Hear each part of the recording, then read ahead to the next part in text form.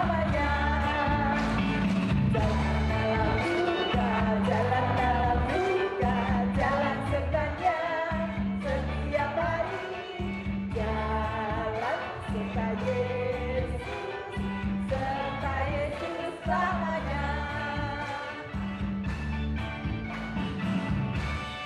Oke, kita mau mendengarkan dari Dr. Evalina tentang demensia. Mari kita sambut Dr. Evalina. Nanti moderatornya oleh Pak Heru. Silakan Pak Heru.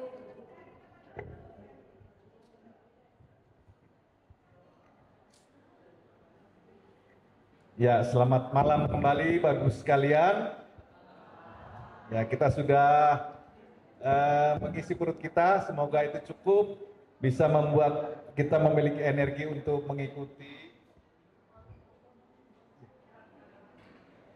mengikuti acara ini 2 jam ke depan, Bapak Ibu sekalian ya. Jadi mohon diperhatikan ya, kira-kira pembagian waktunya, Bapak Ibu sekalian ya. Mohon bisa dipahami. Waktu kita 2 jam ke depan ya, tapi kita bagi menjadi 2 session ya. Session pertama itu nanti 30 menit akan dipaparkan materi oleh Ibu Dr. Evalina Asnawi ya.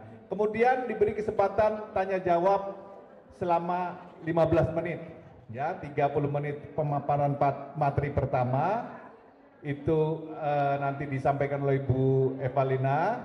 Kemudian 15 menit tanya jawab. Mohon bisa ditanyakan ya, apapun nanti akan dibuka termin tanya jawab. Harapannya selama session berlangsung, Bapak Ibu sudah bisa mungkin mencatat ya, kira-kira pertanyaan apa yang itu menjadi katakanlah menggelitik perasaan Bapak Ibu sekalian. Kemudian nanti ada 15 menit untuk break ya, break, kita kesempatan mungkin yang mau buang air kecil atau apa, kita berikan break 15 menit ya. Kemudian nanti session kedua akan disampaikan kembali oleh Ibu Dr. Evalina. Nah, nanti ada 15 menit berupa kesaksian ya, ada kesaksian yang disampaikan oleh teman kita supaya kita bisa mendapatkan gambaran apa yang terjadi, bagaimana memperlakukan itu selama ini. Dan yang terakhir nanti 15 menit ditutup dengan kesimpulan oleh Ibu Dr. Evalina. Begitu Bu ya, pembagiannya Bu ya. Oke, baik, nanti saya akan menjadi moderator untuk memastikan bahwa kita mengikuti alur waktu yang kita sediakan. Baik Bapak Ibu sekalian, mudah-mudahan 2 jam ke depan ini bisa menjadi waktu yang sangat berharga buat kita semua, bagaimana kita menghadapi demensia, terminologinya, bagaimana kita mengatasinya. Nah, untuk mengenal lebih jauh tentang Ibu Dr. Evalina, beliau sudah sangat berpengalaman dalam hal penanganan kesehatan jiwa secara umum maupun penanganan demensia. Namun karena supaya lebih lengkap, lebih detail ya, mohon perhatiannya Ibu Evalina akan menjelaskan sendiri biografi atau kurikulum vitae. Begitu, nanti setelah itu kita baru bisa mulai. Begitu Bu Evalina ya? Ya, terima kasih. Silakan. Saya izin turun. Saya di bawah. Ya.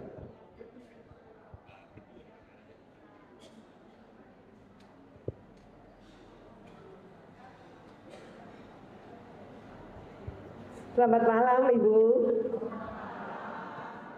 Bapaknya nggak ngejauh, langsung nyapanya Ibu.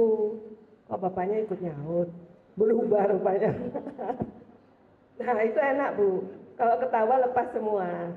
Oke, saya akan mulai. Kita kenalan dulu. Sopo toh yang berdiri di depan itu, nama saya Evalina.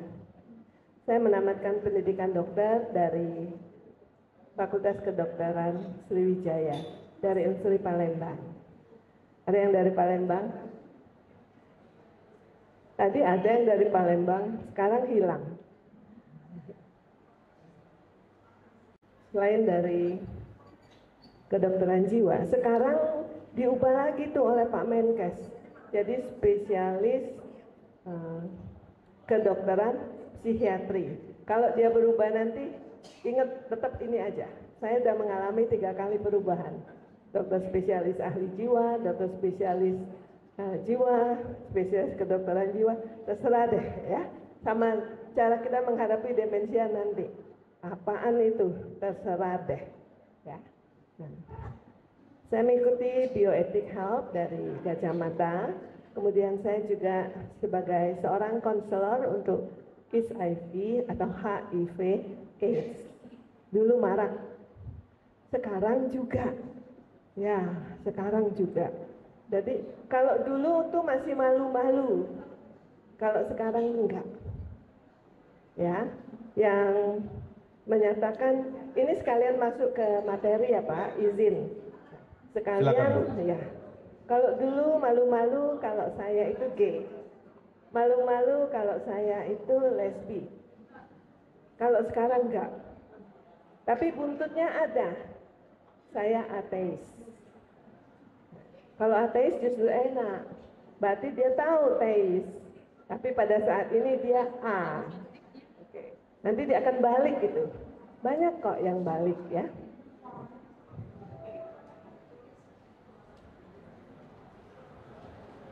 Pekerjaan saya praktek di Rumah Sakit Ukrida. Suaranya nggak kedengaran katanya. Oke, sekarang lengkap. Terima kasih Pak, silakan duduk.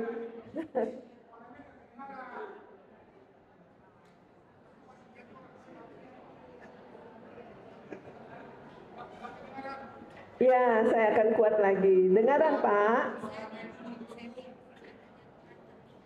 Terima saja, menggelembung nggak apa-apa ya. Nah, oke. Saya praktek sebagai dokter spesialis kedokteran jiwa di Rumah Sakit Ukrida, Jalan Arjuna Utara nomor 6. Silakan datang. Kalau mau kenalan ya, mau berobat juga boleh. Dan Rumah Sakit Ukrida melayani BPJS. Saya sebagai dosen tidak tetap, karena kalau pegawai negeri tiap hari nggak boleh dosen tetap. Ya, di Ukrida, di Atmajaya, dan di UKI. Tempoh hari YRC juga ngajar. Tapi salah satu syaratnya, ya busana tertentu. Iya.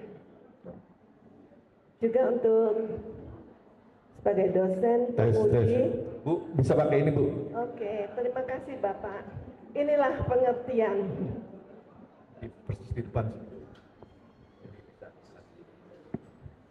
Makasih Pak. Untuk para dokter, mahasiswa yang mau jadi dokter itu harus ujian dulu. Namanya ujian UKM PPD ya, jadi penguji negara dan sebagai konselor HIV. Organisasi saya masih tetap ini, walaupun ID-nya digoyang-goyang terserah ya. Dan yang paling penting adalah saya jemaat GKI Kuitang. Salam kenal untuk semua, tadi ada dari Cinere dan sebagainya. Saya dari Kuitang. Ya. Saya anggota Komisi Bina Pranika. Pada waktu saya menulis ini, ada hal-hal tertentu yang tergelitik yang saya masukkan. Ibu-ibu kalau nggak kedengaran tolong dikasih tahu. Ya. Supaya kita nggak ngantuk. Di pemateri kesehatan jiwa mengenai kepribadian diri itu di Bina Pranika. Waktu nulis ini, oh rupanya udah 10 tahun saya bercokol di sana. Yang di 2010 itu paroki Hati Kudus, paroki dari Katolik, mereka sudah mengutak-atik ini. Itu di 2010 ya. Sebelum ini juga masih ada ya. Tapi saya mulainya dari 2010. Pada 2010 itu bukan hanya di satu ini. Nah, di situ HIV/AIDS-nya di situ ya, mereka mintanya di situ. Di Sinode Wilayah Jabar Mereka minta membedakan gangguan jiwa dan kerasukan setan. Nah, itu. Ternyata itu penting juga kita melihat itu. Karena kadang-kadang kalau orang yang demen kadang ngamuk-ngamuk, oh dia barusan pergi dari sana, ini kerasukan setan ini ya. Nah, kalau yang di Gunung Sahari itu bahagia sepanjang usia. Ini membantu kita pada usia kita yang sudah lansia bahagia sepanjang usia. Iya. Usia kita itu berapa ya? Gak mau tahu. Pokoknya sepanjang usia kita bahagia. Nah, sekilas tentang narkoba nafsa ini di Brastagi Sumut. Saya angkat ini juga sedikit Pak, mungkin untuk jadi perhatian kita yang sekarang adalah pinjol. Nah, pinjol itu sudah merasuk, jangan kita anggap di luar kita, di dalam kita juga banyak, di mana para ibu biasanya yang menjadi korban suaminya yang pinjol. Orang Kristen, iya. Istrinya mau bunuh diri, iya. Anaknya mau diajak bunuh diri, iya. Di rel kereta api Cengkareng. Kenapa itu saya tergelitik untuk mengangkat ini, walaupun tidak malam ini, mungkin lain waktu atau di tempat masing-masing ini menjadi perhatian. Itu sudah lanjut usia, komunikasi yang efektif. Ya, saya juga cuplik yang saya pernah angkat di GKI Sumut. Begitu banyak, bukan begitu banyak, ada mertua nggak bisa komunikasi dengan menantunya dan merasa menang sendiri. Akhirnya mempercepatlah jadi pikun ini. Itu salah satunya ya. Misalnya kalau sekarang kasus yang baru saya temui minggu lalu, seorang oma, nah cucunya ngomong gini, oma, mami, oma Tai dateng, ya, mami, oma Tai dateng, ngamuk tuh oma, langsung pulang. Itu menantu kurang ajar, begini-begini dok, gini. Ternyata cucunya ini mau ngomong, mami, oma Tai lalat yang cantik. Nah, iya, dia nggak bisa ngomong tai lalat itu. Mami, oma Tai yang cantik datang. Ini pasti. Jadi, dengarkan dulu. Anak-anak kadang-kadang nggak bisa ngomong yang lanjut nih. Nanti kalau sudah demensia jadi kayak kanak-kanak juga nggak nyambung. Apa itu nanti ya? Komunikasi yang efektif itu dibutuhkan antara sesama manusia, baik suami istri, menantu, dan nanti pada waktu menghadapi prademen atau demen. Ada di situ ya. Nah, di 2017 itu HKBP Teladan sudah mengangkat kondisi ini. Mendidik anak menggunakan teknologi informasi dan media massa secara Kristiani. Bisakah kita? Ini nanti titip untuk masing-masing. Ini di Medan berbahagia sepanjang usia sudah. Kekerasan dalam rumah tangga. Ini GKI yang ada di Pakisraya. Cuman saya lupa tanggalnya. Nyelip di mana dokumennya lupa. Kekerasan dalam rumah tangga. Kadang-kadang kita melihat bahwa kalau nggak babak belur, nggak dipukul itu nggak kekerasan dalam rumah tangga. Padahal kekerasan secara psikis itu menyebabkan seseorang menjadi stres, baik suami ataupun istri, dan memberi sumbangsi untuk demensia. Ya. Itu kesepian adalah tantangan baru bagi para lansia. Apakah kita di sini nggak ada yang kesepian?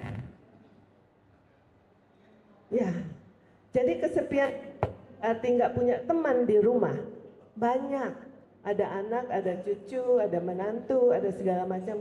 Tapi kesepian, terutama ini pada waktu COVID lalu. Ya, itu bisa juga kita angkat. Nah, yang dua ini teman-teman ibu-ibu dan bapak bisa lihat di YouTube. Itu bersama RPK.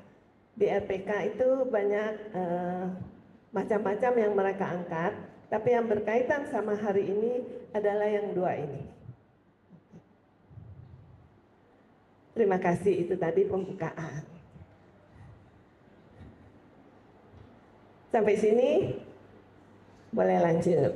Iya, bisa dilanjut Bu. Mungkin kalau Ya. untuk pemaparan materi bisa agak ke tengah biar semua yang Ya, di sana bisa kelihatan saya ya Bu mau ya. ke tengah. Boleh lanjut. Temanku mana? Halo teman.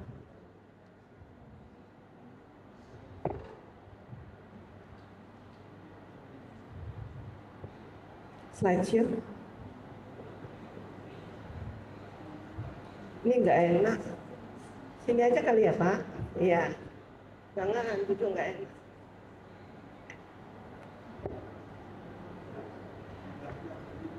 Nah, di belakang nggak kedengaran. Mungkin pakai dua mic.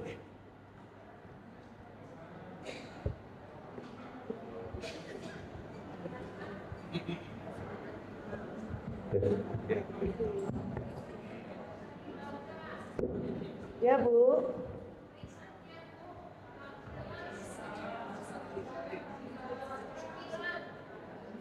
Oh gini aja, dengerin suara saya yang merdu saja. Ya, kurang keras. Atau saya dari belakang boleh Pak? Dari tengah? Sorry, aku lali kalau pendengaran sudah mulai turun.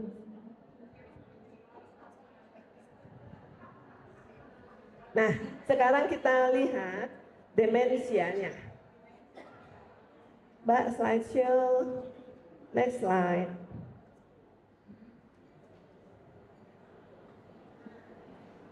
Ini nggak kelihatan juga. Panitia meminta saya membawa cerita untuk malam hari ini adalah menghadapi demensia. Jadi yang saya bikin demensia duluan tentu. Kalau mau menghadapi apanya sih yang mau dihadapi? Oke. Udah dua masih kurang jelas? Bisa. Oke. Jadi dalam menghadapi demensia, panitia meminta saya dengan kasih sayang. Kita lihat nanti kasih sayang itu yang seperti apa yang diinginkan atau yang lebih diminta oleh seorang yang demensia. Membangun hubungan yang positif. Hubungan yang positif ini tadi dapat kita dapatkan dengan komunikasi yang efektif. Di dalam komunikasi efektif itu ada empati. Turut meraba rasakan apa yang dirasakan oleh orang yang kita ajak berkomunikasi. Nah, kadang-kadang bukan komunikasi, ngomong. Ngomong itu nggak sama dengan komunikasi. Banyak orang yang bisa ngomong, pidato berjam-jam pun bisa, tapi komunikasi belum tahu. Komunikasi belum tentu nyambung. Komunikasi itu dua arah. Walaupun pasien yang kita hadapi, jadi walaupun keluarga atau pasien yang kita hadapi demensia, tetap harus dua arah. Jangan kita yang, ini sekalian aja ya Pak, kalau nanti yang di dalam sudah ada, misalnya mau makan nggak? Itu yang caregivernya yang ngomong mau makan enggak. Yang demensianya bagaimana caranya menghadapi nawarin mau makan atau tidak. Dengan menghadapi demensia itu sendiri, dia akan memberitahu pada caregivernya bagaimana cara menghadapi dia. Nah, kalau dia jauh lebih tenang, dia bisa ketawa, itu salah satu trik yang bisa dipegang untuk menghadapi itu. Ya.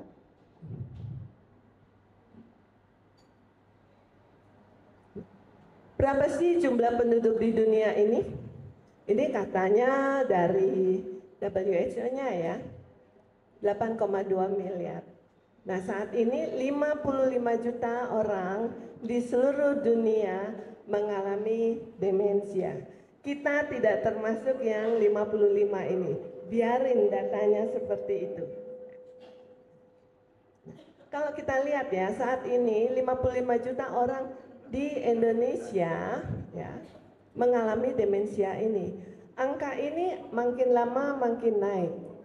Kejadian mungkin naik, tapi yang lebih banyak adalah usia menua jauh lebih banyak. Jadi nggak usah terlalu serius kita melihat angka-angka yang seperti ini. Tapi pada waktu membawakan ini perlu saya selipkan. Prevalensi dari demensia, angka kejadian prademensia. Jadi sebelum terjadi demensia ya pada pada populasi penduduk dunia berkisar 7,7 sampai 42%. Banyak. Penderita prademensia yang tidak mendapatkan penatalaksanaan ya, yang memadai. Berarti ada tata laksana, bukan hanya obat.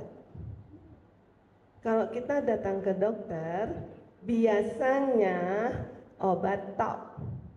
Tapi dokternya juga akan mengirim, tolong pasiennya dibawa juga ke bagian sana. Itu tidak dilakukan. Bukan dokter yang tidak memberi ini. Jadi yang kita ingat adalah tata laksana. Di dalam tata laksana itu ada obat, ada psikoterapinya, ada psikoedukasinya. Angka kejadian demensia, Ibu kalau nggak dengar tolong saya diberitahu. Angka kejadian demensia pada populasi penduduk lansia berkisar 5 sampai 7. Ini kita lewatkan saja ya. Demensia itu apa ya? Nah, demensia itu sindrom. Sindrom itu berarti kumpulan gejala. Nanti kita lihat, kalau dia kumpulan gejala, gejalanya apa saja.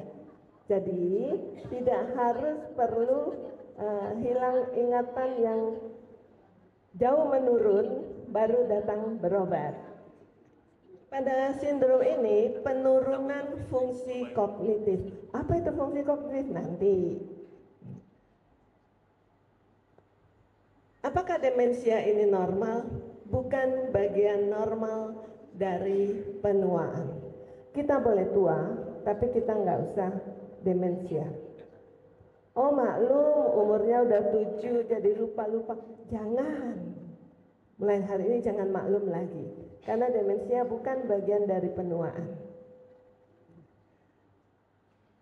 Pada demensia ini dapat disertai dengan perubahan perilaku, perubahan emosi.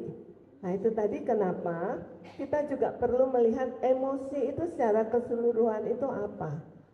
Kalau kita mengenal itu, pada waktu kita mendampingi keluarga yang demensia atau nanti pelayanan, memberi masukan untuk demensia, emosi ini perlu kita tularkan. Apa itu sebetulnya yang emosi ini tadi? Nanti di belakang kita akan lihat ini. Menurut WHO yang ini kita lewat saja. Apakah demensia itu berbahaya? Kumpulan dari gejala itu tadi berbahaya enggak? Kalau dia pikun kemudian keluar rumah, gak pulang-pulang, ketabrak segala macam, bahayanya ada di situ. Kalau dia pikun, orang kadang-kadang menyamarkan antara pikun dan demensia.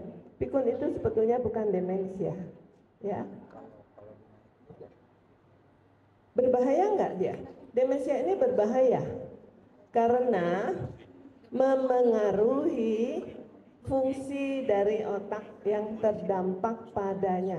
Jadi oleh karena fungsi otak yang terdampak, hal-hal apa saja nanti kita akan lihat itu ya. Jika tidak dikelola dengan baik, demensia dapat membuat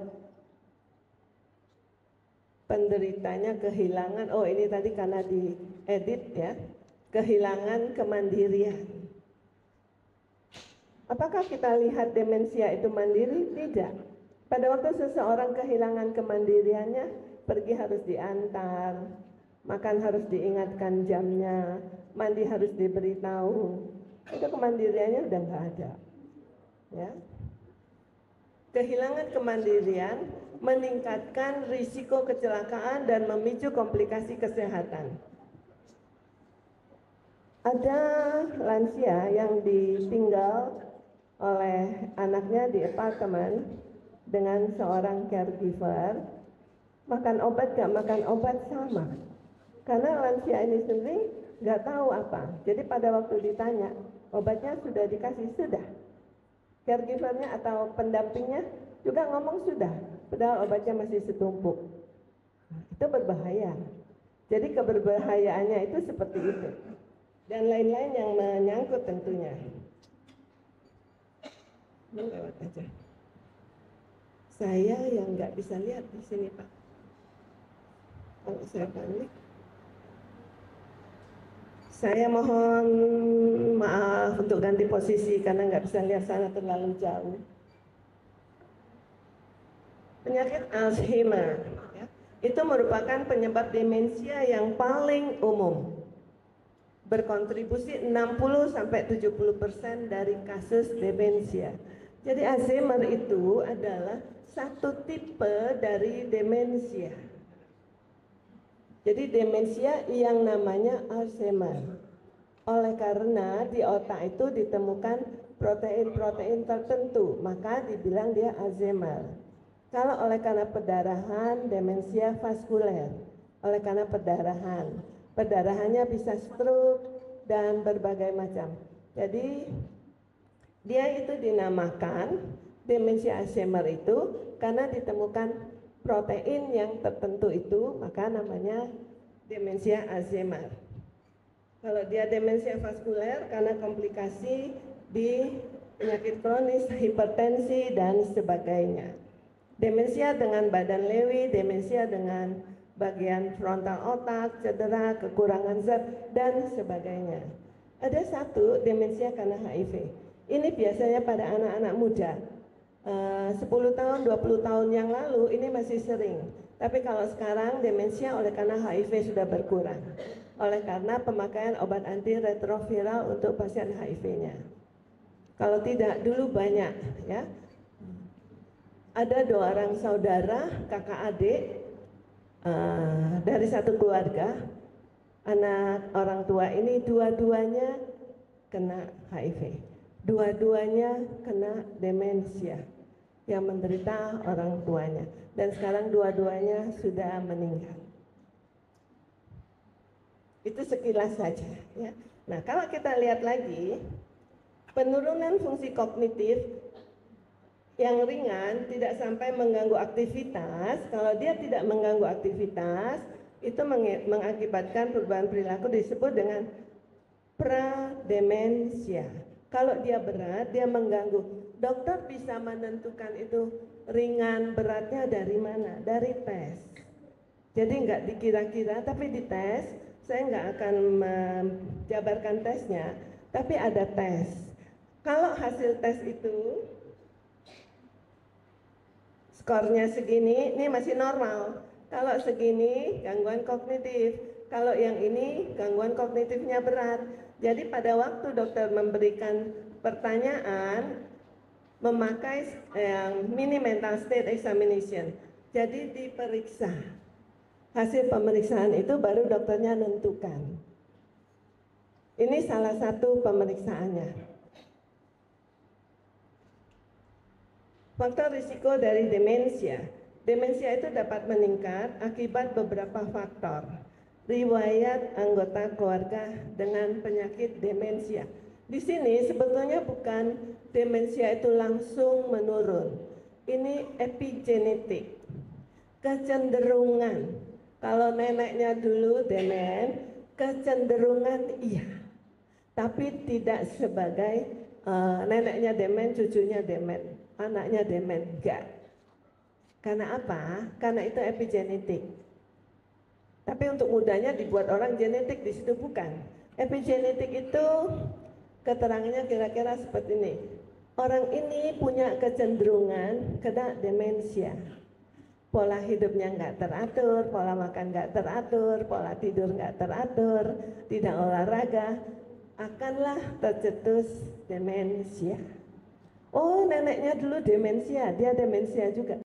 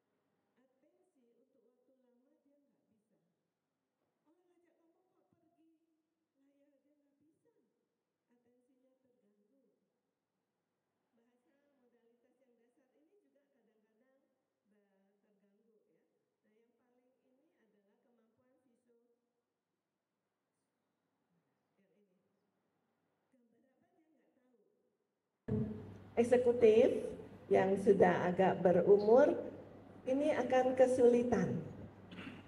Hitung-hitungannya segala macam, cepat-cepat datang berobat. Jangan ditunggu sampai ini. Kalau keluarganya sudah mulai mengeluh, aku kok pusing ya, nggak bisa aku ikuti kerjaan gini. Beda dengan teknologi yang pakai AI segala macam, kita bicara yang biasa saja. Nah kalau itu sudah nggak bisa, yang biasanya superficial saja, yang gampang-gampang saja, kok nggak bisa ya? Tanya sama diri sendiri, nggak bisa ya? Terus dijawab istrinya, ya mungkin kamu terlalu capek, saya tak urutin biar tidur. Ya, salah satu bagian dari demensia. Tentu harus diperiksa ya, nggak harus cepat langsung jadi demensia, diperiksa dulu. Nah, ini yang kita katakan tadi, diabetes, gula darah tinggi. Tentu dia akan mempengaruhi kondisi yang di sini. Ini adalah jaringan saraf yang ada di sini. Jadi demensia itu nanti dia akan munculnya tergantung bagian otak mana yang terkena. Kalau di sini mungkin memorinya lebih cepat. Kalau yang di dalam sini mungkin jauh lebih depresi. Pada akhirnya tentu semua ya. Nah, ini adalah jaringan saraf satu sama lain itu terhubung. Nah ini nih ya. Nah ini menarik. Pada saat sekarang ini distimulus ya. Pakai segala macam ini boleh, pakai aktivitas juga bisa, diajak ngomong juga bisa, ditingkatkan memorinya, maka ini akan aktif. Saya sudah mencoba ini pada beberapa pasien, tapi ini bukan penelitian ya. Kalau penelitian kan harus dengan berbagai kompleksnya ya, tapi di beberapa pasien itu bisa. Jadi ibunya yang demensia ini pada hari tertentu dibawa jalan sampai ke Surabaya loh, dibawa oleh anaknya, mengingat tempatnya yang lama, tempat sekolahnya, tempat ininya, itu tentu memori yang lama. Tapi dengan connect-nya ini satu sama lain, dia bisa ingat nama saya. Ya, dari jauh saya datang, Dokter Eva, saya sendiri, oh ya. Dia langsung datang. Dia bisa ingat, padahal kan baru, mungkin dia yang ke-10 atau berapa kali pertemuan, tapi dia bisa ingat. Nah, kemudian distimulasi juga di lidahnya. Lidah itu dengan pengecapannya, kasih dia mau makan apa. Dok, kalau masih mau makan pedas, ya nggak apa-apa. Tentu seumurnya, jangan pedasnya pedas banget-banget, itu jangan. Nah, dia akan tahu.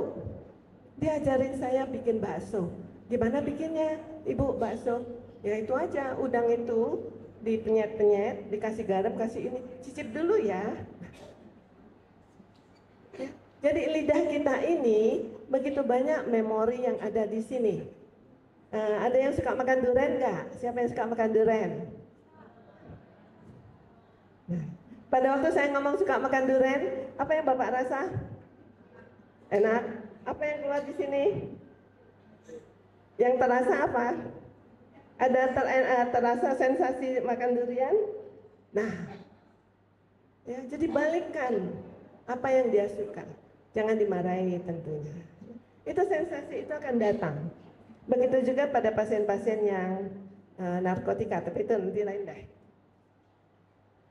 Kalau kita lihat di sini, nah ini otak yang normal, ini dipotong, ya.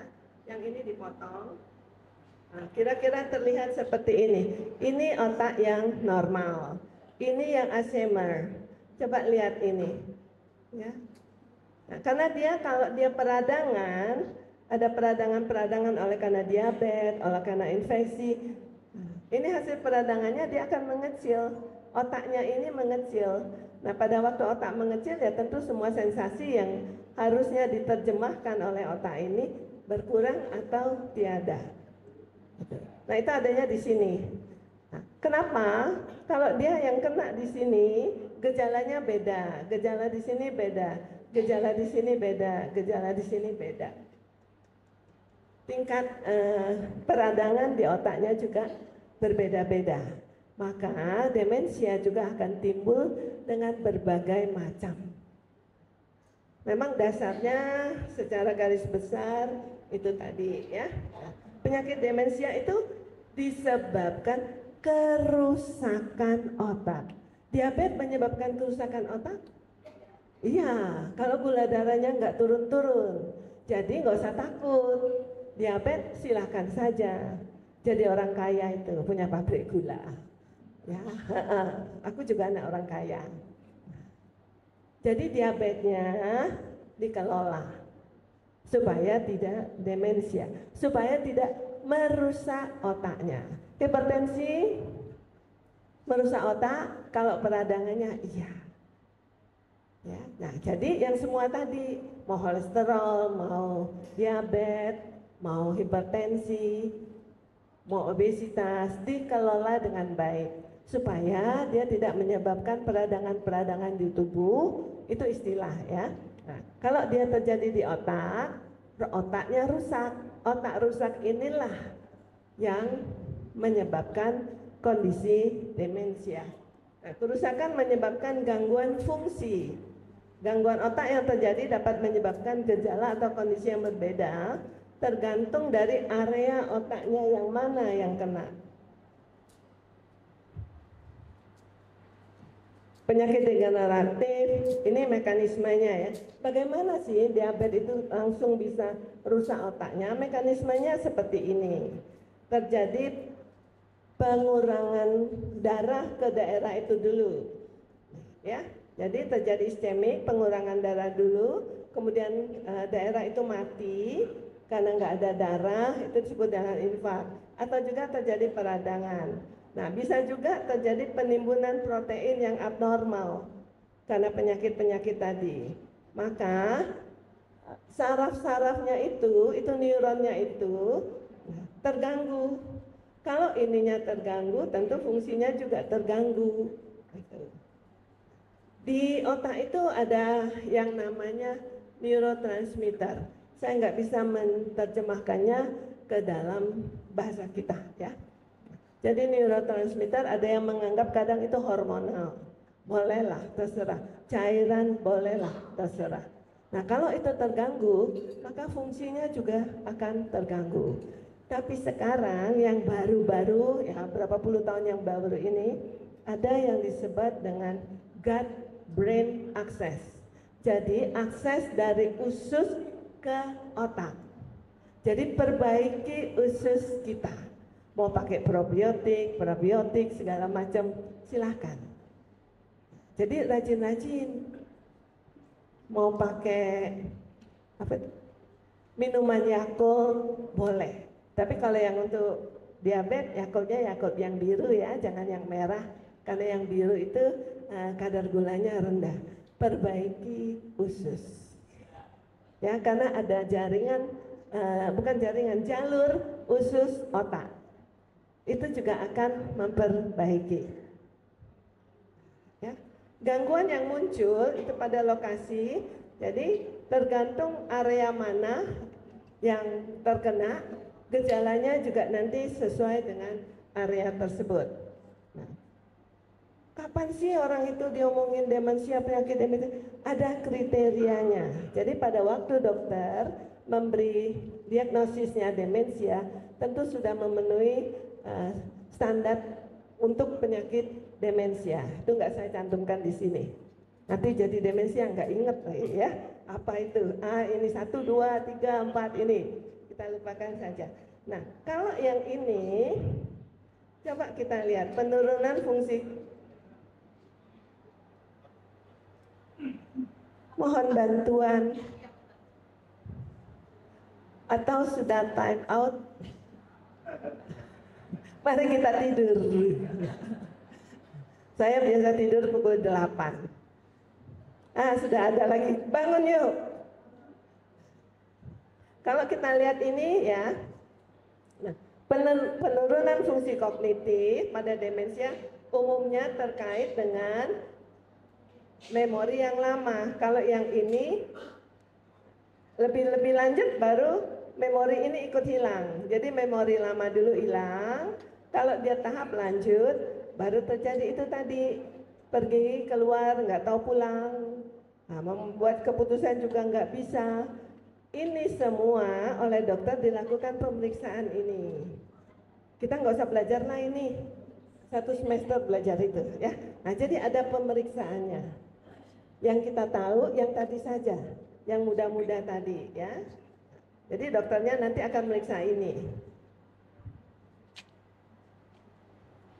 Pemeriksaan itu kita lihat di sini ya.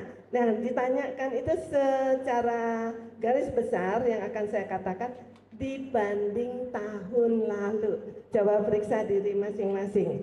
Dibanding tahun lalu. Sedikit bermasalah tak dalam membuat penilaian? Misalnya membuat perencanaan, error enggak? Logika berpikirnya error enggak? Dibanding tahun lalu. Ya. Menjadi kurang tertarik dengan hobi, yang biasanya hobi dandan, enggak tertarik lagi dengan hobinya. Dandan itu bukan hanya muka, misalnya taman didandani. Yang hobinya masak enggak tertarik lagi. Dalam 1 tahun yang lalu dibanding tahun lalu, ada enggak itu berkurang? Ya. Tapi kalau itu berkurang bukan harus langsung jadi demensia ya, tidak. Ini dia merupakan kumpulan, kemudian dimasukkan ke kriteria diagnostiknya, baru ya. Ini sebagai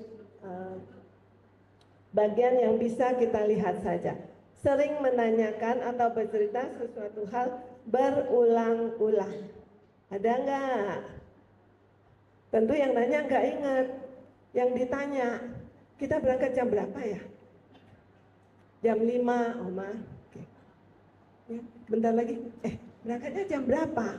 Jam 5, Oma. 2 kali masih belum naik spanningnya. Tanya lagi sebentar lagi. Nah, tanda-tanda dibanding tahun lalu, kecuali dia memang pribadinya seperti ini, beda ya. Sering lupa bulan dan tahun. Pada masa COVID juga kita kadang-kadang karena nggak keluar rumah segala macam, hari semua sama. Tapi dibanding tahun lalu, kira-kira lebih suka, ini bulan apa ya? Oh, baru Februari, udah April. Ini tentu yang serius ya. Kesulitan menangani urusan keuangan yang rumit. Misalnya membayar telepon, membayar listrik, nggak bisa. Udah menurun. Kesulitan mengingat janji bertemu dengan seseorang. Sering mendapatkan masalah akibat gangguan daya ingat. Kalau ada 2 atau lebih, maka terindikasi, bukan terdiagnosis. Baru indikasi. Jadi cepat-cepat periksa, ya. Pencegahan demensia. Otak itu merupakan pengatur fungsi kognitif. Otak yang sehat akan menjaga fungsi otaknya dengan baik. Kesehatan otak dipengaruhi oleh kesehatan organ tubuh lain. Diabetes, hipertensi itu datangnya dari mana? Renjapan keras, penyumbatan pembuluh darah, dan sebagainya. Ya. Proses penuaan ditentukan secara genetik dan dipengaruhi oleh gaya hidup. Berarti gaya hidup yang bisa kita ubah. Oleh karena itu, menjaga otak untuk tetap sehat diperlukan pola hidup sehat. Untuk otak dilakukan sejak muda. Kami sudah lewat muda, sekarang muda kedua. Kita jaga yang muda kedua ini. Ya, kita anggap kita muda kedua sekarang. Kita jaga supaya dia tidak rusak. Ini pencegahannya. Selalu berpikir positif. Dia jahat banget sama aku, gini-gini. Diubah. Bagaimana sih cara mengubahnya? Kita belajar lagi ya. Selalu kata dengan kalimat yang positif. Aku nggak bisa begitu no, aku tidak bisa, aku belum bisa. Ya, dia jahat banget, aku nggak suka, diubah. Ya, jangan dia, aku mencoba untuk menjadi teman baik untuknya. Ada satu prinsip yang kita bisa masukkan di dalam setiap doa kita, katanya apa? Mengampuni. Mengampuni bagaimana, Pak? Mengampuni, melupakan, apa lagi? Pada saat kita mengampuni, pada saat kita melupakan, harus diganti. Dan ingatkan sama diri kita, saya memaafkan dia.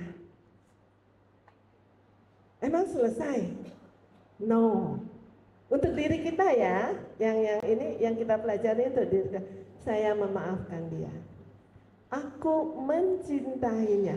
Nah, itu yang positifnya. Jadi kita belajar untuk ngambil yang positifnya. Aku nggak suka dia. Jadi aku menyukai dia.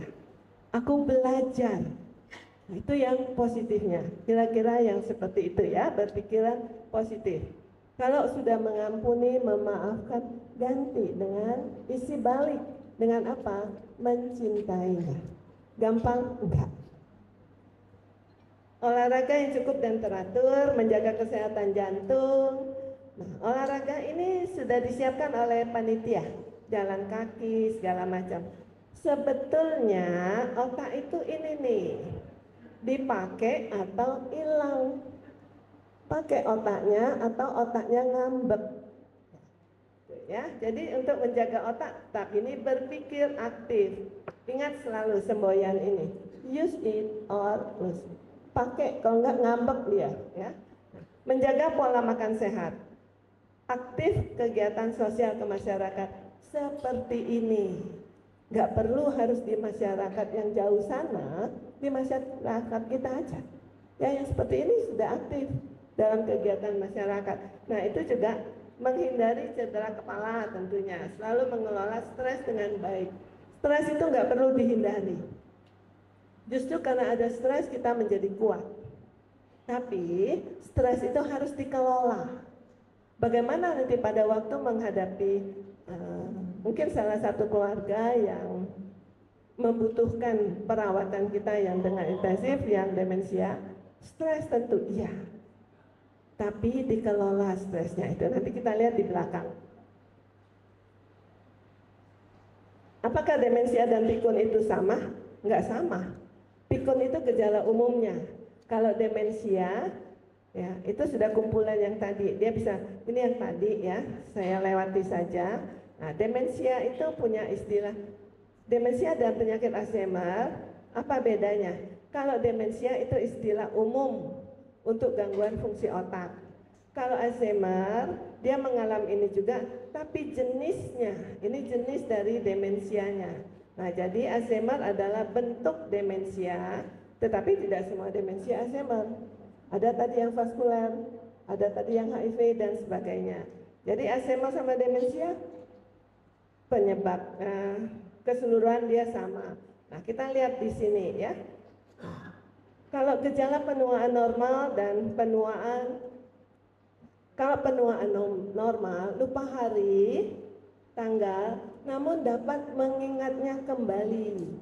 Hari Rabu yang kita pergi, lusa, salah, besok. Itu selintas saja. Kalau demensia itu kehilangan kemampuan menelusurinya.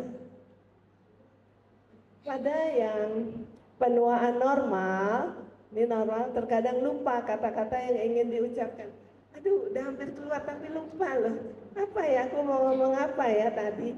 Itu masih normal sama kita. Tapi kalau misalnya sudah jalan, orang diterakin, mobil mana? Tadi kan di sini aku dijemput. Nah, itu udah demen. Beberapa kali kehilangan barang, namun dapat menemukannya kembali. Aku tadi taruh tas di mana ya? Di situ kali ya, atau di sini? Tapi tahu bahwa yang aku cari adalah tas.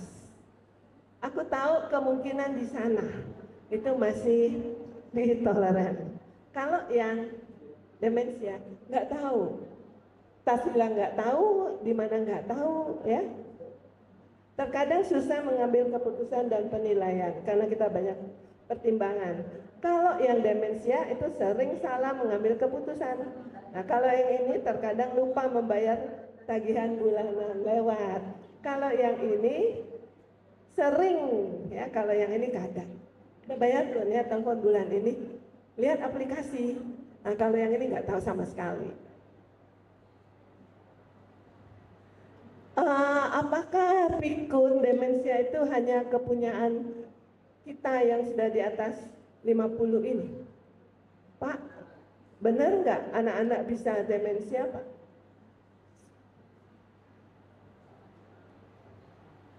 Salah satu penyebab demensia yang sekarang adalah HP. Ya, itu medan magnetnya, elektriknya. Jangan taruh di dekat bantal, di kepala dan sebagainya. Benar nggak? Demensia itu hanya kepunyaan orang tua.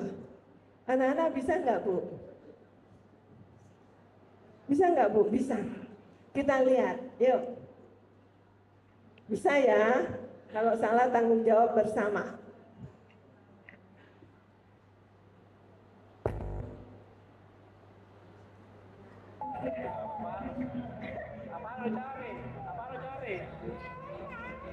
Apa yang kau cari? Apa yang kau cari?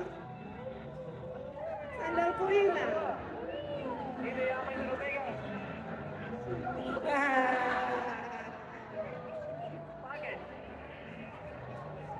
Kita ada nggak yang gitu? Ada, masih anak-anak, dimaklumin. Terima kasih, Mbak. Yuk lanjut, tinggal dikit. Nah, ini kenali sendiri nanti. Lanjut, Mbak. Nah, penyakit Alzheimer umumnya terjadi pada orang berusia di atas. Kita lihat ini, tahapannya saja yang kita lihat ya. Tahapan awal, mengalami gangguan daya ingat yang ringan, lupa nama benda dan sebagainya. Kalau tahap akhir baru semua, dan kesulitan menelan ada, koordinasi tubuh juga. Alzheimer tidak bisa disembuhkan, tapi ada sejumlah obat-obatan dan juga pengobatan yang mengurangi atau memperlambat gejala menjadi lebih parah. Nah, obatnya serahkan saja ke dokternya. Bisa rivastatin atau selon, bisa ini, bisa ini. Nah, yang ini yang penting, psikoedukasi untuk caregiver, terutama yang memakai jasa perawat lah ya, namanya perawat orang tua. Kalau bisa jangan satu, capek, perawatnya capek, supaya nggak ganti-ganti, baru seminggu udah tukar lagi, baru 10 hari udah tukar lagi, capek. Ada waktunya caregiver itu istirahat. Kalau misalnya sore bisa sama keluarga, caregivernya istirahat dulu. Kalau caregivernya mau pergi cuci mata, boleh. Gitu. Kalau tidak, tambah sulit lagi. Cuman sehari caregivernya udah minta berhenti. Untuk kondisi-kondisi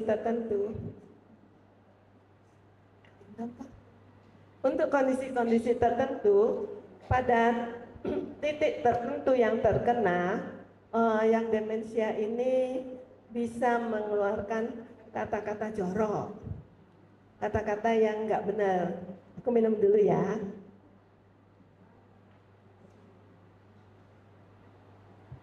Kadang-kadang dia pegang tangan caregivernya, tangan perawatnya itu, dia minta elus pada tempat tertentu. Jangan dimarahi. Dia bukan seorang yang asusila, bukan. Yang fungsi tadi semua sudah hilang. Dia nggak tahu mana yang benar, mana yang kurang benar. Saya pernah menghadapi ini seorang direktur bank. Pada waktu saya kecil dia direktur bank. Ya, si Om ini tadi. Waktu saya masih sekolah minggu, anaknya sama-sama sekolah minggu sama saya. Nah, ketemu di Jakarta kira-kira 10 tahun yang lalu. Dia ngomong, Fah, aku heran loh, kau ingat papiku kan? Ingat. Masa kayak gini katanya, kami malu deh, nggak perlu malu. Ya, dia buka itu semua bajunya, dia keluar, pakein baju, saya bilang. Dan segala ngomong jorok, minta pegang. Jadi itu semuanya bukan dia tahu. Itu yang penting kita tahu ya, bahwa itu terjadi oleh karena daerah-daerah otak itu tertentu tadi terkena. Nah, si Om ini tadi karena stroke dan diabetes. Jadi kita kelola stroke dan diabetes, jangan sampai ada terjadi stroke dan diabetes yang uncontrol. Diabetes silakan, tapi kontrol. Hipertensi silakan, tapi kontrol. Dengan kondisi-kondisi olahraga, makan bagus, mudah-mudahan itu semua bisa dalam satu limit yang tidak terlalu serius. Apa perbedaan antara Alzheimer dan demensia? Kalau Alzheimer itu satu jenis demensia. Penyebabnya kita lihat di sebelah aja ya. Nah, ini penyebab Alzheimer. Penumpukan protein amyloid dan neurofibril di otak. Saya nggak bisa mengganti ini. Jadi pada waktu pemeriksaan ini yang ketemu, maka dia disebut Alzheimer. Demensia nggak? Ya. Jadi apa bedanya? Kalau yang tadi vaskuler misalnya oleh karena pembuluh darahnya pecah, pada stroke itu demensia vaskuler. Kalau dia kena HIV, demensia HIV. Demensia, demen. Gejalanya yang tadi. Ada yang semua gejala itu ada yang cuma 2 atau 3. Ini semuanya sama ya. Faktor genetik itu beberapa. Pandangan masa kini, usia lanjut adalah anugerah Tuhan yang harus disyukuri dan dinikmati.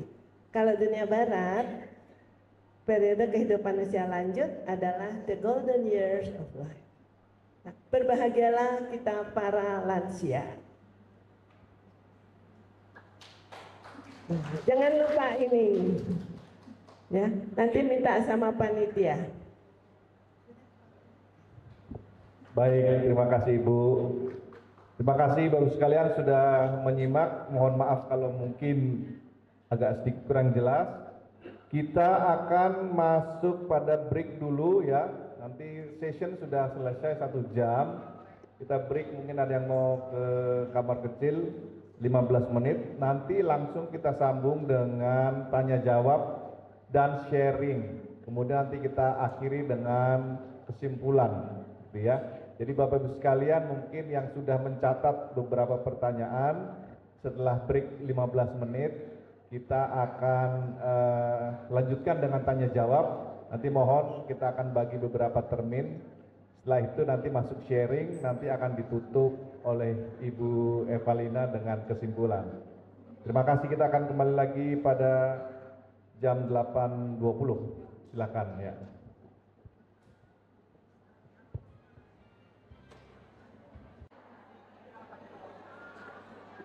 Kita akan segera melanjutkan acara kita. Kita masuk pada session tanya jawab.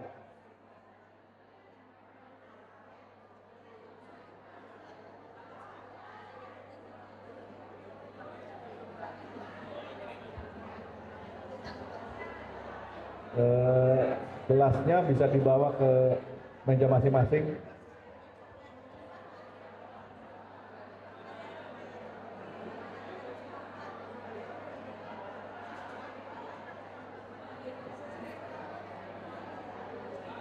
Bisa kembali ke mejanya masing-masing. Kita akan segera memulai sesi tanya jawab. Dr. Evalina bisa kembali maju ke depan.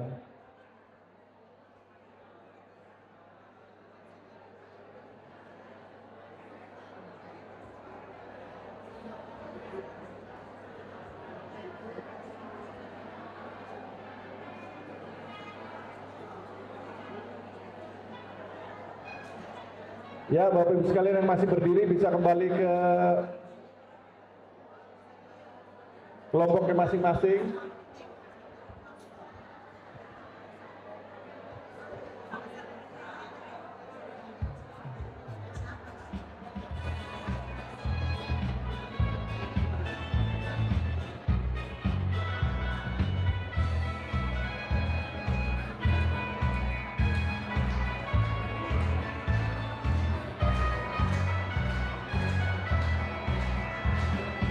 Jalan serta Yesus, jalan sertanya setiap hari. Jalan serta Yesus, serta Yesus selamanya. Jalan dalam suka, jalan dalam duka, jalan sertanya setiap hari. Jalan serta Yesus, serta Yesus selamanya. Iya, ya Bapak sekalian, tadi saya agak lega tadi kalau beberapa ciri orang menua secara normal dengan demensia berbeda ya. Tadi kalau lupa nama ternyata itu normal, belum demensia, jadi nggak usah khawatir Ibu. Kalau kadang-kadang lupa naro itu ternyata proses penuaan normal ya. Jadi nggak usah khawatir, kita belum masuk tahap pre-demensia. Tapi kalau yang tadi ciri-ciri yang agak parah tadi ya, nah, itu harus segera, kata kuncinya adalah harus ditata laksana dengan baik, begitu ya Bu ya? Iya. Ya, jadi ya harus ditangani, tidak boleh didiamkan begitu saja.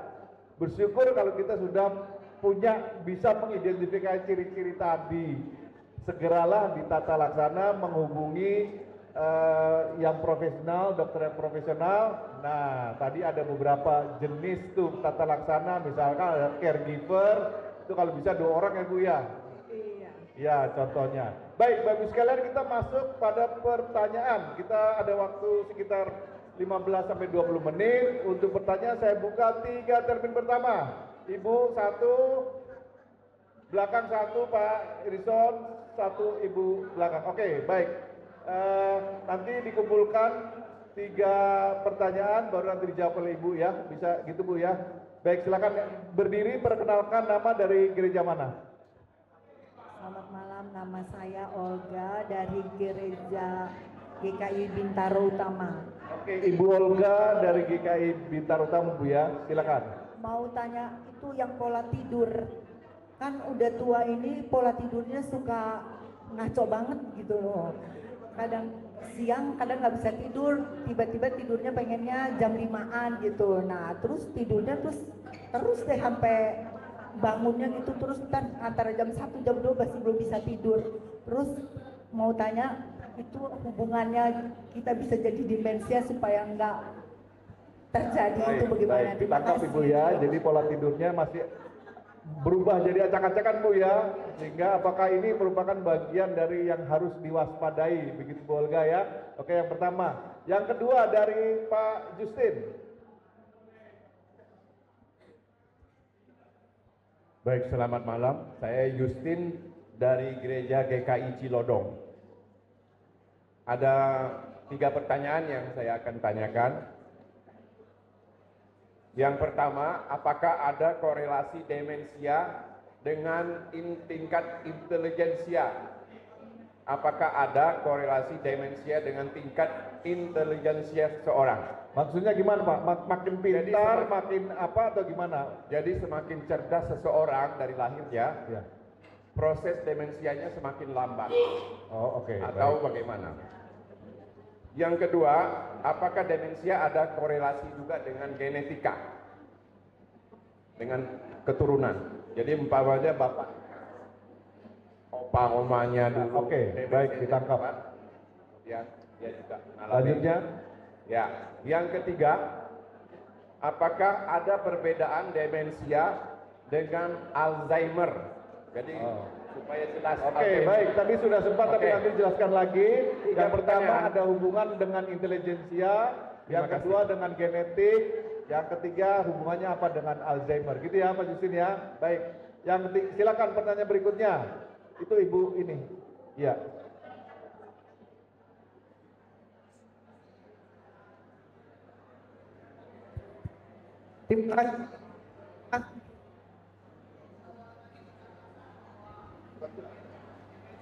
Tunggu Bu, mic-nya di itu dulu.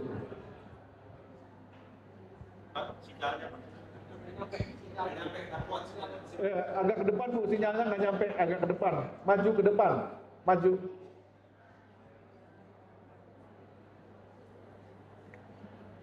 kasih untuk kesempatannya.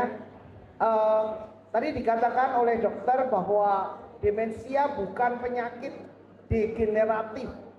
Jadi bukan turunan, kalau bapaknya demensia terus anaknya nanti dapat demensia. Begitu ya Bu ya. Nah, yang saya tanyakan, apakah setiap lansia berkemungkinan untuk kena demensia? Misalnya karena usia lanjut, jadi semua orang ini nanti kemungkinannya bisa kena begitu. Maksudnya apakah iya? Yang kedua, aktivitas apa tadi Ibu sebagian sudah menyebutkan. Sekarang itu di YouTube, di HP ya, banyak sekali game-game yang katanya bisa mencegah demensia. Jadi misalnya permainan kata atau angka-angka. Apakah ini memang betul bisa untuk melatih? Yang kami tahu katanya bermain musik, olahraga, misalnya main angklung seperti yang dilakukan oleh banyak gereja yang sekarang.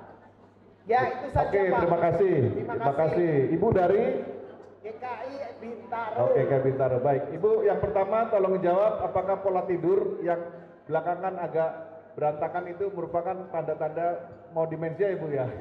Mudah-mudahan enggak, silakan Bu. Mungkin perlu kita uji coba dulu. Ayo kita tidur.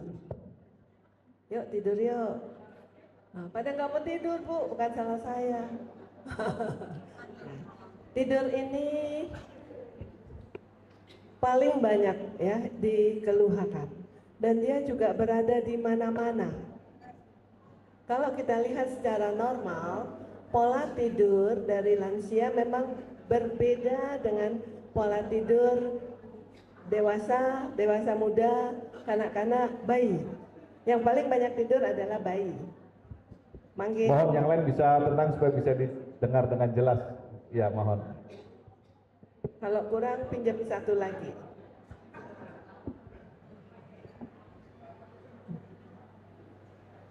Pola tidur itu sebetulnya ya, memang harus kita jaga Bu. Dan setiap orang itu tidak sama. Nah, jadi milikilah yang punya diri sendiri. Tapi ada batas range-nya. Kalau nggak tidur 2 hari, 1 hari tidur itu nggak betul. Kalau dalam 1 malam saya tidurnya 5 jam, Ibu 6 jam masih oke. Bapak 4 jam kalau sedang banyak kerja oke. Tapi sesudah balik yang kerjaannya nggak ada, balik lagi. Nah itu memang ada pola tidur di dalam diri kita. Saya ambil contoh saja, misalnya pada waktu kita dulu sekolah. Pada waktu mau ujian, berhari-hari nggak tidur kan? Sudah selesai ujian, bayar hutang. Tidur. Itu salah satu pola. Tapi tidur ini dia ada di cemas, dia ada di depresi, dia ada di segala macam bentuk stres, dia ada di pola makan yang nggak beres. Bagaimana membereskannya? Kalau saya tidak penganut pemberi obat tidur pada pasien, diperbaiki semua kondisi itu. Suami saya juga berapa waktu yang lalu masa-masa COVID itu tidurnya kacau. Perbaiki, cari di dalam itu apa yang kurang. Kita bisa periksa sebetulnya, ya. Nah, misalnya vitamin D saja. Itu kalau itu disebut dengan vitamin, tapi di buku-buku tertentu disebut hormon. Nah, vitamin D ini membantu kita untuk tidur. Di sini ada kelenjar yang mengeluarkan melatonin. Ini keluarnya pada waktu hari gelap, maka dianjurkan tidur lampu gelap. Melatonin ditambah dengan magnesium itu bagus untuk membantu mengatasi kondisi tidur ini. Pada yang betul-betul tidak bisa tidur, cukup 2 hari atau 3 hari minum obat yang membantu tidur. Selainnya biarkan tubuh kita mengatur dan milikilah pola tidur tersendiri. Saya biasa tidur pukul 8, tapi hari ini saya bisa melek. karena memang saya mau untuk berada di hari ini. Nah, itu termasuk di pikiran kita juga mengelola itu. Dan jangan lupa juga, tadi ada gut brain access. Saya duduk aja ya, nggak usah berdiri ya. Iya. Oh. Jadi ada gut brain access. Jadi akses dulu pada waktu kita masih dalam kandungan, itu kan ada selnya itu kan terbentuk. Nah, ternyata yang dari bagian usus ini, misalnya dari bagian tengahnya ini, itu ada juga. Jadi dia satu alur. Nah, jadi perbaiki ususnya. Ya. Makanya ada prebiotik, probiotik. Ibu baca sendiri nanti itu. Ya, makasih Bu. Jadi nggak apa-apa Bu. Yang penting kalau udah susah tidur dibalas ya. Jadi nggak usah khawatir ya. Nggak usah khawatir. Ya. Tapi kalau nggak bisa, ya memang dicari ya Bu. Ya, kalau sampai Jangan berat terlalu- banget tadi minumnya maksimum 3 hari ya Bu ya. Obat tidur maksimum ya Bu ya. Kalau saya seperti itu, Iya. kasihan dan jangan beli sendiri. Iya, iya. Tapi Iya. diusahakan faktor-faktor yang lain dulu ya Bu ya. Iya. Oke. Baik, yang kedua pertanyaan Pak Justin, korelasi tadi sudah ada penjelasan dengan intelijensia, dengan genetik, dan dengan Alzheimer ya Pak ya, kalau nggak salah. Mungkin jelaskan sedikit aja Bu, mengulang yang tadi. Pak, kita kenal Ronald Reagan. Kurang intelek seperti apa? Presiden Amerika. Demensia Alzheimer. Ya. Istrinya aja Nancy dia nggak inget. Nah, jadi ada korelasi nggak? Korelasinya yang di sana, stresnya dikurangi, pola makannya bagus, pola tidurnya bagus, olahraganya bagus. Sekaya-kaya apapun, seintelek apapun, kalau itunya kacau, kemungkinan. Jadi tidak harus. Tuh, kalau yang intelek. Kalau yang genetik, sebetulnya bukan genetik tok, epigenetik. Epigenetik itu yang mana? Kecenderungan. Seseorang dengan kecenderungan karena neneknya dulu demen, kalau yang semua itu diatur bagus, mudah-mudahan semua teori itu gak jadi. Nah, ya, jadi bukan genetik ya Pak, epigenetiknya. Yang satu lagi, Alzheimer demensia. Alzheimer itu demensia Pak. Jadi pada waktu pemeriksaan ada protein tertentu dari hasil pemeriksaan. Oh, ini jenisnya Alzheimer. Yang ini gangguannya di pembuluh darahnya. Oh, ini vaskuler demensia. Yang ini datoksonya. Oh, ini HIV demensia. Jadi dia dinamain seperti itu. Ya, oke. Gitu ya Pak ya. Jadi tidak mengenal siapapun bisa terkena demensia. Tadi faktor-faktor pemicunya diabetes, kemudian hipertensi. Kalau itu semua dikelola dengan baik, harapannya kita bisa katakanlah mengurangi potensi itu. Baik. Yang ketiga tadi degeneratif, gitu ya Ibu ya. Apakah itu penyakit degeneratif atau bukan? Kalau degeneratif berarti akan mengenai semua orang. Tapi kalau ada pemicu, berarti mungkin kita semua Demensia, punya potensi untuk terkena atau tidak? Demensia adalah penyakit neurodegeneratif. Neurodegeneratif. Yang tadi saya sebut bukan genetik, epigenetik ya. Kalau neneknya dulu demensia, yang pola ini diperbaiki, dia kecenderungan itu bisa bergeser ke arah yang baik gitu. Oke, terima kasih. Ya Bu, memang dia penyakit neurodegeneratif. Neurodegeneratif, jadi ada Kalau yang saya penurunan sebut fungsi tadi, di bagian neuro ya Bu ya. Ya, jadi yang saya sebut tadi bukan genetik. Lansia mungkin demensia, ya mungkin aja. Ya. Kalau dari total sekian Bu, tadi sudah disebutkan sekitar 7,5 sampai 10% itunya ya. Jadi kalau sekarang 140 orang ya kira-kira ada sekitar berapa? 10 orang berpotensi demensia kalau 7% ya.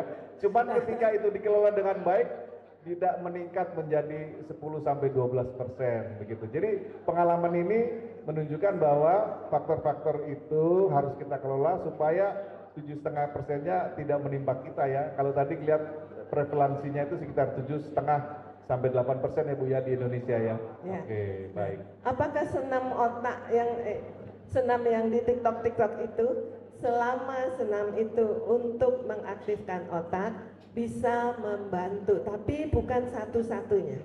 Itu saja. Ya, bisa dengan jari, bisa dengan silang.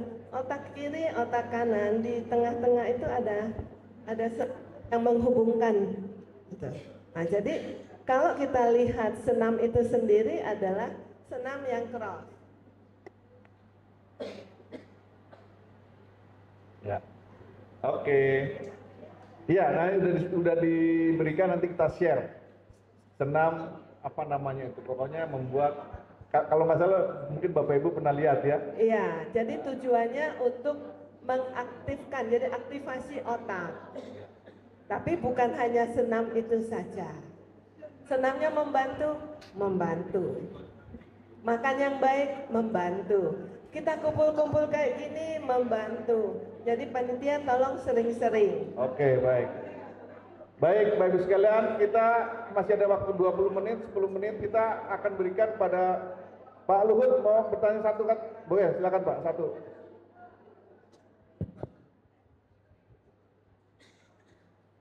Makasih Bu. Beberapa ya pertanyaan itu ada yang katanya apa namanya pengobatan dengan gelombang itu ya, nah, gelombang theta atau delta atau apa ya, saya agak lupa namanya. Dan kemudian katanya juga kalau kita minumnya air hangat itu juga membantu. Kemudian kita urut-urut daun telinga juga katanya bantu ya. Nah itu apakah benar? Dan kita makan omega 3 suplemen misalnya membantu juga ya. Nah itu yang pertama. Yang kedua, apakah kalau kita sering-sering atau beberapa kali dioperasi dan kemudian dibius, ada pengaruhnya untuk membuat kita lebih cepat demensia ini? Dan yang terakhir, ini yang menanganin ini sebenarnya siapa Bu? Apakah neurolog, apakah psikiatri seperti Ibu? Dan kalau bisa sekalian yang direkomendasi di Jakarta ini rumah sakit mana atau center mana, kira-kira begitu. Baik Bu, silakan Bu, langsung. Terima kasih. Tadi yang ditanya gelombang theta, gelombang delta, itu adalah gelombang tidur Pak. Ya, kalau dipasang elektroensefalografi itu akan terlihat. Jadi ada laboratorium tidur namanya. Jadi dipasang, dilihat pada waktu lelap, ini theta, ini delta, itu nama gelombang-gelombang itu. Kalau minum air hangat, selama itu untuk melancarkan usus barangkali boleh, tapi efeknya ke otak langsung saya belum baca. Kalau yang ini telinga mungkin sirkulasi ya. Omega 3, omega ya Pak ya? Omega 3 ya sama juga Pak. Omega 3 itu kan memang dibutuhkan. Jadi yang dibutuhkan oleh otak itu banyak. Lemak itu dibutuhkan. Maka dibilang makan telur segala macam. Itu. Otak itu lemak Pak. Jaringannya itu lemak. Jadi nggak usah takut. Selama kita selama kita makan dalam batas-batas yang dibutuhkan oleh otak. Kalau berlebih baru. Nah, omega 3 juga, omega 3 yang mana Pak?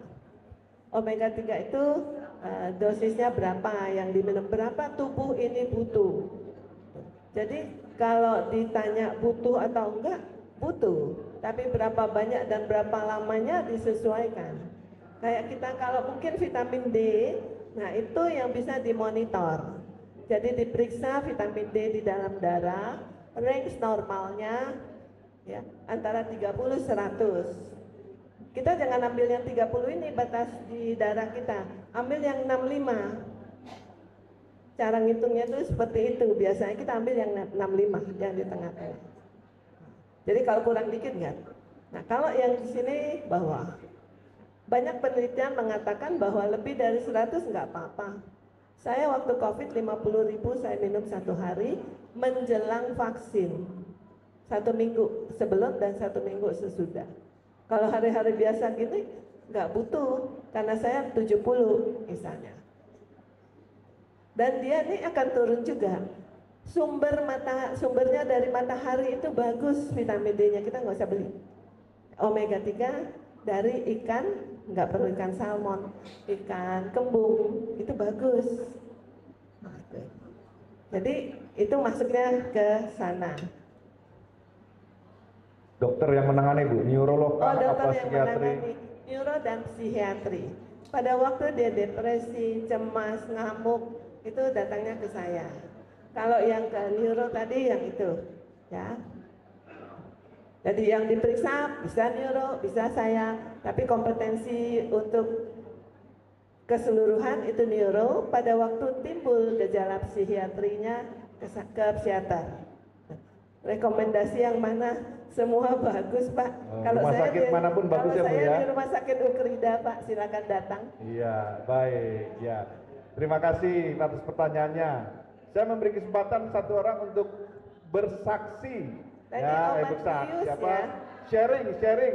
Mungkin punya pengalaman. Adakah yang punya pengalaman menangani? Masih ada satu Pak. Hah? Masih ada satu obat bius tadi yang ditanya. Oh, obat bius ya Pak? Oh iya, kalau sering operasi menggunakan, ya silakan Bu. Ya. Pada waktu seseorang dibius itu tergantung bius apa.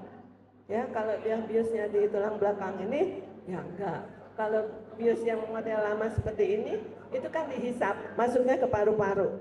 Masuknya ke paru, bukan paru-paru, masuknya ke paru. Maka kalau sesudah dibius itu tidak dianjurkan dikasih misalnya minyak putih disuruh hisap, itu tambah dalam. Sejauh yang diketahui bahwa hilang obat biusnya hilang, ya hilang. Tapi ada nggak pengaruh ke otak? Kemungkinan. Selalu ada kemungkinan, karena dihisap diikut aliran darah ya naik juga. Apakah ini akan mempengaruhi demensia? Saya nggak tahu. Jadi mekanismenya seperti itu. Ya. Mudah-mudahan kita tidak sering dioperasi ya Pak Luhut ya. Baik, ada yang mau sharing? Ibu mau sharing? Oh, mau tanya, waktunya tanya kayaknya sudah habis ini. Ibu mungkin punya pengalaman, silakan Bu. Ya.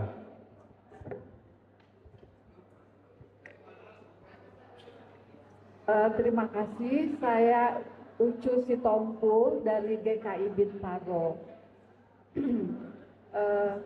Almarhum suami saya dulu menderita demensia. Nah, waktu awal-awal kami agak kewalahan menghadapinya. Tapi lama-lama kami jadi bisa tahu bahwa menghandle yang demensia itu pendekatan kasih itu lebih penting daripada obat-obat, karena dengan kita layani dengan mengikuti, bukan mengikuti ya, dengan memaklumi kondisinya, itu dia akan merasakan dan jadi lebih tenang, jadi lebih bisa berkomunikasi dengan kita. Tapi kalau kita menghadapinya dengan logika, itu malahan dia makin nggak nyaman kayaknya, makin nggak nyaman, makin suka berontak. Tapi kalau kita menanganinya dengan banyak maklum, banyak ya hanya kasih aja yang diutamakan, itu lebih enak kayaknya, dianya lebih nyaman, kita juga jadi lebih, suasana jadi lebih baik lah pokoknya gitu. Ya, itu aja, terima kasih. Ya baik Ibu, itu tadi sama seperti yang di slide, itu obat farmaka, kemudian psikoedukasi. Nah, jadi yang Ibu sebut itu adanya di psikoedukasi. Kemudian next slide, next sesi itu ada. Terima kasih.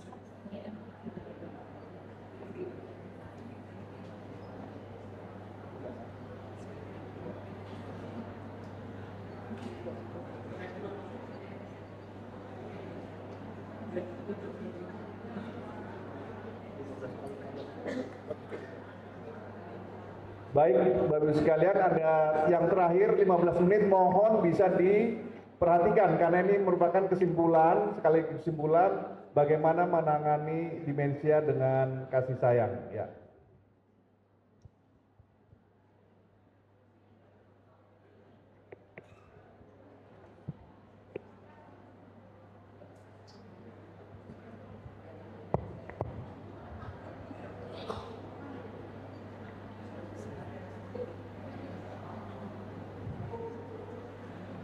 Nah ini tadi, yang dipilih yang mana? Yang ini kan bisa mengobati. Nah jadi kita healthcare-nya di sini. Jadi kulkasnya isinya ini, no. Itu untuk yang sakit, jadi kita buang itu ya. Jadi pilihan ada di tangan kita. Dengan hidup sehat tentu kita memilih yang ini. Sehat itu nggak selalu datang dari obat-obatan, ya. Pikiran yang jernih, kemudian hati yang ikhlas, ketawa, kasih sayang, kita akan sehat. Ini lewat saja. Ini lewat aja. Nah, ini adalah sehat. Kita ini sehat nggak ya? Sehat nggak? Sehat.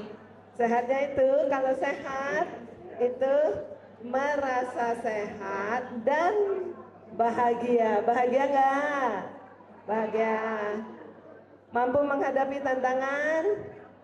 Mampu. Bisa menerima orang lain? Bisa. Mampu bersikap positif? Mampu. Tepuk tangan untuk semua lansia di sini. Berarti kita semua sehat. Ini judul yang diberi panitia kepada saya. Menghadapi demensia dengan kasih sayang, membangun hubungan yang positif. Ini nggak usah lagi ya, nih WHO, biarin dia aja. Kita tuh masih masuk barangkali yang di sekitar ini ya. Kita itu lansia muda atau lansia aja nih, lebih lanjut. Lihat aja itu nanti sendiri. Nah, yang penting itu untuk para lansia itu getting old or growing old. Kalau getting old jadi tua saja. Kalau growing old jadi tua dan bijaksana. Kita mau yang mana? Kita boleh memilih. Tentu kalau growing old, semua growing, wise, ya, kasih sayang ada di situ. Jadi jangan sia-siakan, jangan hanya menjadi getting old.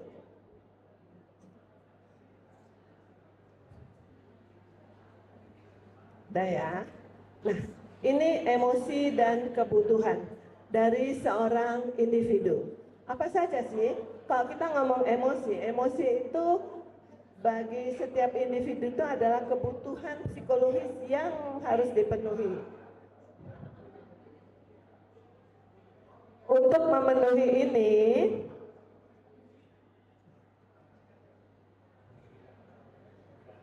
dimasukkan dia di dalam 4 kondisi ini. Ini kebutuhan dasar ya, 4 basic psychology need, kebutuhan dasar. Kebutuhan kita itu apa sih sebetulnya? Kebutuhan untuk dicintai, bukan cinta remaja, cinta di dalam keluarga. Itu tadi termasuk di dalam mengurus itu tadi ya. Cinta di dalam keluarga dan kebutuhan untuk terlibat. Jadi para demensia atau saudara-saudara kita yang demensia juga perlu terlibat. Yuk makan, ditanya, walaupun dia menjawab seperti apa, kalau ada suatu kontak itu akan tahu. Ya. Nah, jadi dia juga membutuhkan tentang harga diri. ada pasien HIV sudah stadium terminal, udah masuk ke paliatif, ya, dia nangis. Pas saya tanya apa yang dia butuhkan pada saat terminal ini, saya ingin lihat anak saya memakai baju seragam SMA. Nah, karena yang ada di benak dia sudah sedemikian bla bla bla bla. Nah, kemudian saya ingin menikahkan anak saya karena saya orang tuanya, itu yang dari yang lain. Jadi kebutuhan-kebutuhan itu ada. Kalau yang pesta adat Batak barangkali mereka juga butuh itu. Butuh dilibatkan, butuh cuman mungkin minta izin aja gitu. Dia nggak ngerti, ya, karena basic ini ada, ya. Kebutuhan akan kemandirian. Yang ini yang selalu disorot sekarang ini. Kalau tinggal di panti, kemandirian itu hilang. Padahal itu yang dibutuhkan. Kalau di panti, itu semua sudah aturannya. Jam 8 mandi. Nggak bisa lagi, saya biasa mau mandi jam 6, mau mandi jam 12, ya nggak bisa. Makan, nggak ada jamnya. Jam 11, jam 12. Kepengen makan jam 3, nggak bisa. Kemandirian nggak ada. Ini salah satu yang hilang kalau kita menempatkan pasien-pasien di panti. Cinta juga hilang, kebersamaan juga ini hilang. Gak bisa digantikan oleh orang lain, ya. Gitu. Bila kebutuhan terpenuhi, maka timbul emosi positif. Nah, yang ini yang Ibu katakan tadi. Jadi semua kebutuhan, ya kan, keluarga kita kasih sayang. Dia nggak ngerti kok, dia ngerti. Kalau saya tanya misalnya gini, anak kecil mana dulu yang timbul pada seorang anak kecil? Dia mikir dulu atau dia merasa dulu? Pasti perasaan. Kalau ada ibunya di situ tenang dia nggak mikir tuh ibunya, enggak. Nah, perasaan itu duluan adanya. Nah, juga walaupun demensia, perasaan itu tetap ada. Coba deh bentak-bentak kalau nggak ngamuk. Coba dikasih sayang, diem deh. Itu kebutuhan emosi. Jadi kita ciptakan emosi yang positif untuk individu tidak dapat memenuhi kebutuhannya sendiri. Dibutuhkan orang lain untuk memenuhinya. Saya mencintai diri sendiri, tapi dengan keluarga mencintai saya, itu volumenya beda. Perasaannya itu beda. Saya mencintai diri saya, iya, ya. Tapi orang lain yang memberi cinta ke diri kita itu beda. Jadi pemenuhan itu adanya di orang lain lebih bersedia memenuhinya kebutuhan tersebut kalau relasinya bagus. Nah, jadi saudara kita yang demensia ini bisa terpenuhi kalau diciptakan relasi yang bagus. Dia kan nggak ngerti, punya perasaan. Jadi bagaimana cara ini? Ya diemong. Emosi dan kebutuhan. Emosi positif, emosi yang menyenangkan, datangnya dalam bentuk cinta, maka ada bahagia, ada senang, ada gembira, ada ceria. Ini akan terlihat pada orang yang kita rawat. Kalau kita memberikan cinta, dia walaupun ngomongnya ngaco apapun, tapi terlihat ada kegembiraan di situ. Kalau dia nggak mau, yang nggak gembira, berarti dia menolak kondisi itu. Nah, ini hal-hal yang kita anggap diri kita sehat, ya kita harus mengerti ini. Bukan harus mengerti, ya, mencoba untuk. Nah, emosi negatif itu nggak menyenangkan, maka dia akan timbulnya seperti ini. Ya. Emosi dan komponennya. Apakah bisa tertawa? Yang demensia bisa senang, bisa, ya. Nah, emosi itu komponennya banyak. Bisa komponen fisio, bisa komponen psiko, bisa komponen perilaku. Kalau emosi ini tidak terpenuhi, coba lihat yang nggak ada di sini deh, orang tua yang di luar sana. Komponen emosi, kasih sayang, cinta yang tidak terpenuhi, maka yang keluar sakit-sakitan, sakit ini, sakit ini, sakit ini. Nah, itu mungkin ada sesuatu komponen emosi yang tidak terpenuhi dari ini, ya. Maka dia akan jadi kayak gini. Nah, agresif juga, marah. Ya. Itu dicari. Kenapa yang ini marah-marah? Jangan dikasih obat supaya dia diam, nggak marah. Tapi diberi kasih sayang supaya tidak agresif. Penelitian ini, emosi positif itu berhubungan dengan kepuasan hidup. Sorry.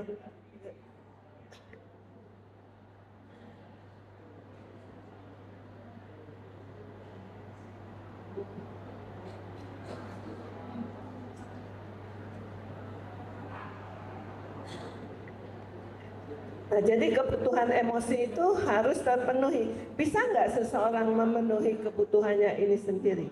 Kalau dia tinggal sendirian gimana?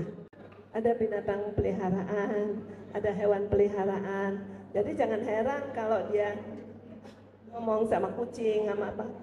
Ada yang didapat dari situ. Ya. Dari tanaman, dari manapun. Emosi positif membantu orang untuk menghadapi masalah. Ini lewat aja ya, terlalu banyak. Nah, tips apa saja yang dapat dilakukan oleh lansia dan keluarga agar merasa bahagia para lansia ini tadi? Di dalam tubuh kita itu ada komponen-komponen yang mungkin disebut hormon boleh, neurotransmitter oke. Nah, neurotransmitter ini yang akan berperan. Maka perlu seimbang. Untuk menyeimbangkannya bagaimana? Kelola stres. Kalau dia imbalance itu akan ada stres. Nanti bisa jatuh ke ansietas ataupun depresi. Piko bisa nggak lama-lama iya?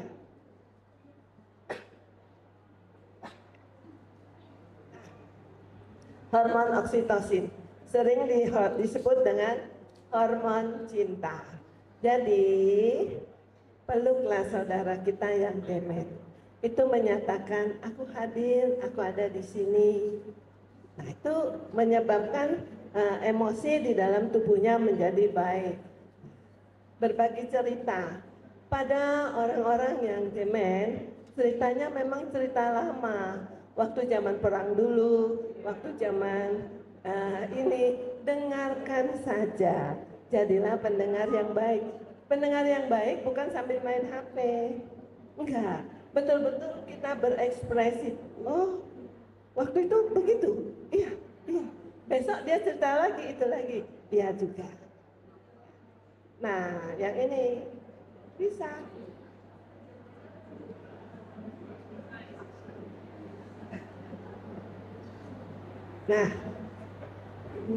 Nah ini berbuat kebaikan apa saja.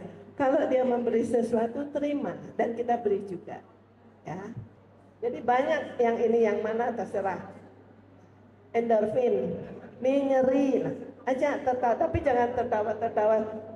Zaman sekarang saya lihat banyak tuh yang tertawa sendiri, pakai HP.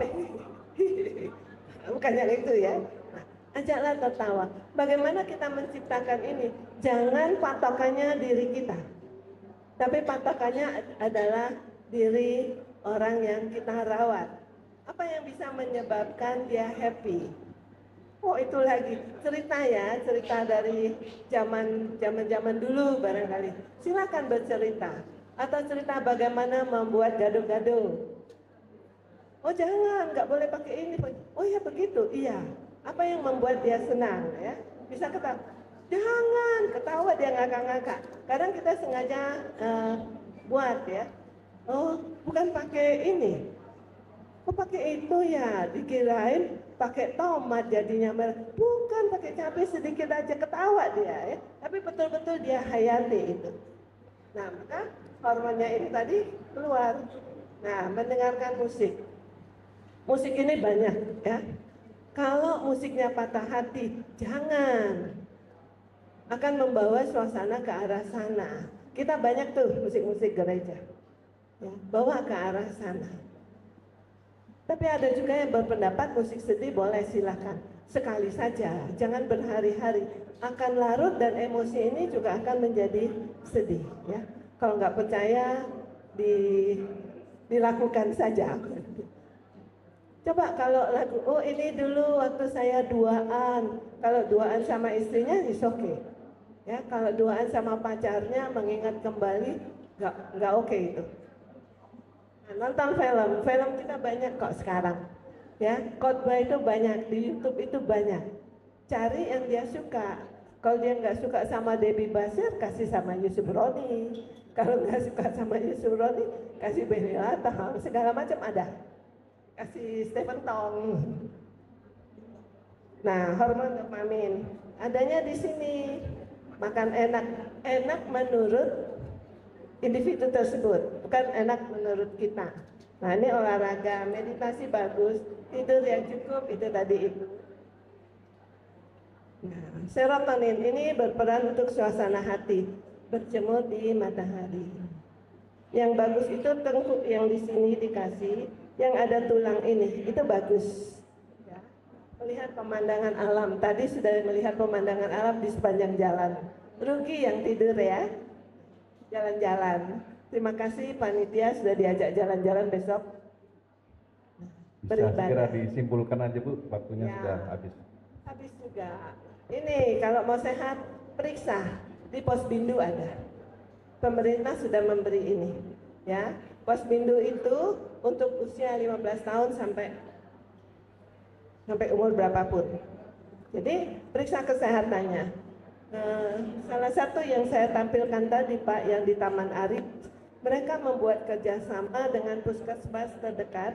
Jadi setiap 1 bulan dalam hari Sabtu itu dilakukan pemeriksaan kesehatan dari puskesmas rutin. Gitu. Semua mau minta mental, waktu saya bicara saya kasih kesehatan mental. Kalau yang dengan puskesmas, layanan Posbindu ini. Gitu. Jadi masing-masing gereja bisa, jadi ada pemeriksaan tekanan darah, apa segala macam. Puskesmasnya ikut ke tempat di gereja, mereka mau layanan, tapi harus ada kerjasama mungkin. Nah, ini seterusnya. Jangan lupa, keep your brain, untuk hidup ya, otaknya.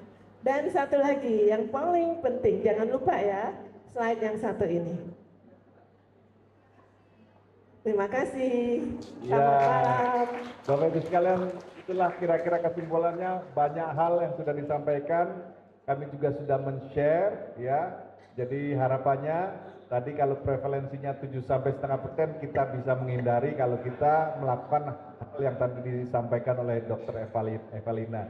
Sekaligus kalau mungkin di sekitar kita, di anggota keluarga kita, ada yang mungkin mengalami demensia, kita tahu bagaimana menanganinya. Tadi kesimpulannya adalah menangani dengan kasih sayang. Ada satu kesaksian tadi dari Ibu Ucu yang sudah benar-benar merasakan bahwa sikap positif itu ternyata bisa membantu seseorang untuk bisa menghadapi demensia. Bapak Ibu terima kasih, sekali lagi terima kasih buat Dr. Evalina atas penjelasannya yang luar biasa. Kita beri aplaus buat Dr. Evalina. Baik, terima kasih. Kita akan ada satu bagian lagi ya. Ibu Evalina mungkin bisa kembali ke, terima kasih Ibu. Ya, Bapak Ibu sekalian, di depan meja sudah